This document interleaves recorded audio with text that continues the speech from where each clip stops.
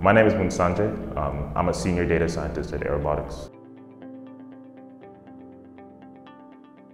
So my role as a senior data scientist is to take higher level data processing objectives and then convert those into manageable data science problems.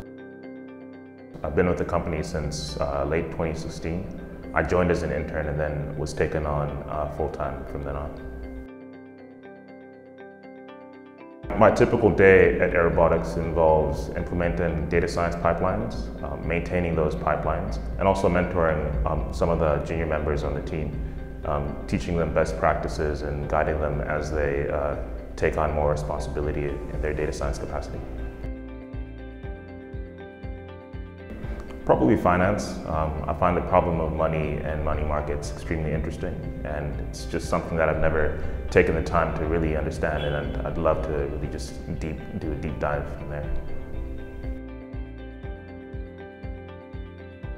Probably time. Time allows us to really understand what is important to us, because if we had enough time to do anything in the world, we wouldn't want to do any of it because we get bored of it, right? So I like to spend my time in a way that is meaningful to me and with people that mean something to me. So that's probably the most important thing.